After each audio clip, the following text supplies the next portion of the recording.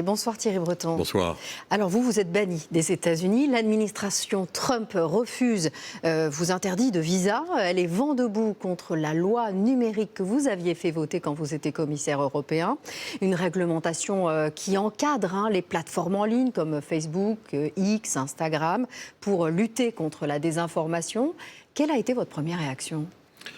Je dirais qu'au-delà de ma personne, c'est l'Europe. C'est l'Europe évidemment qui est atteinte et qui est touchée. Ma personne importe peu, même si évidemment je vous mentirais en vous disant que je m'attendais à cela. Je connais bien les États-Unis, j'ai passé beaucoup de temps dans ma vie, donc je ne m'attendais pas à ça. Mais au fond, ma personne n'a peu d'importance. C'est un très mauvais signal qui est envoyé par les États-Unis en Europe. Très mauvais signal. Parce qu'au fond, effectivement, on m'interdit d'aller aux États-Unis. Tout simplement parce que j'ai présenté, au nom de la commission, au nom du collège des commissaires, un texte de loi qu'on m'avait demandé de préparer, qui a été voté, tenez-vous bien madame, par près de 90% de nos députés. C'est quasiment du jamais vu, par 100% de tous les États, pour, comme vous l'avez dit, protéger. Protéger qui ? Protéger nos enfants, protéger les téléspectateurs, protéger nous-mêmes par rapport à toutes les déviances. On le sait. Nos adolescents passent 3h30, entre 12 ans et 14 ans, sur les réseaux. 3h30. Et alors quoi ? Nous, en Europe, on va les laisser sans protection ? Eh bien, nous avons voulu précisément les protéger à travers cette loi. Alors l'Europe, justement, vous avez été soutenu, mais ce ne sont que des mots. Où sont les actes ? Quelles mesures de rétorsion ? Est-ce que la réponse de la France et de l'Europe est à la hauteur ? D'abord, je voudrais vous dire ce soir que j'ai été extrêmement surpris du nombre de messages, des milliers de messages, madame, que j'ai reçus, et je voudrais en profiter pour remercier toutes celles et tous ceux, beaucoup d'anonymes, qui m'ont joint, qui m'ont écrit, qui se sont manifestés pour dire qu'à travers cette décision, ils se sentaient eux-mêmes bannis des États-Unis. Mais les actes, et puis, évidemment, on les attend. Et puis évidemment, pratiquement toute la classe politique. Alors là aussi, ça va de LFI, M.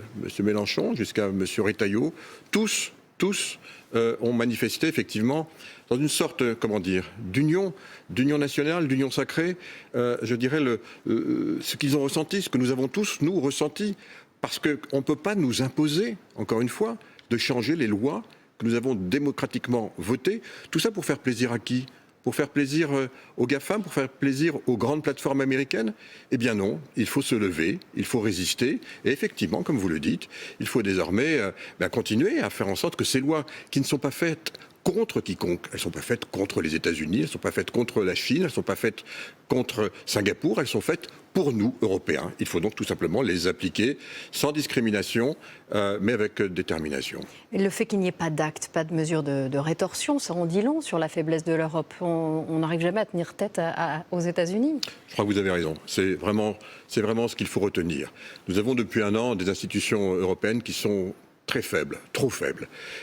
Et la faiblesse, effectivement, dans le monde dans lequel nous sommes. Entourés de quoi ? De prédateurs, parce qu'il faut dire les choses comme elles sont. Au fond, ça nous mène précisément à ce type de situation. Songez que cette semaine, non seulement on a eu le fait qu'un commissaire qui avait fait son travail est banni des États-Unis tout simplement parce qu'il a fait son travail, nous avons également le vice-président des États-Unis qui commence à dire que peut-être qu'il faudrait confisquer l'usage de l'arme nucléaire aux Français et aux Anglais parce que c'est peut-être dangereux de leur laisser. Nous avons la tentative d'OPA hostile sur le Groenland. Tout ça en une semaine. Ça nous dit quoi ? Ça nous dit qu'il faut effectivement résister, être beaucoup plus dur et effectivement peut-être se servir de ce signal et pour peut-être avoir une note plus positive, pour dire que toutes celles et tous ceux qui se sont sentis humiliés, blessés, se lèvent et disent non. Maintenant, dans cette sorte d'union sacrée, eh bien, nous devons résister parce que c'est de notre destin qu'il s'agit. C'est existentiel pour nous Européens. C'est maintenant ou jamais. Merci beaucoup Thierry Breton.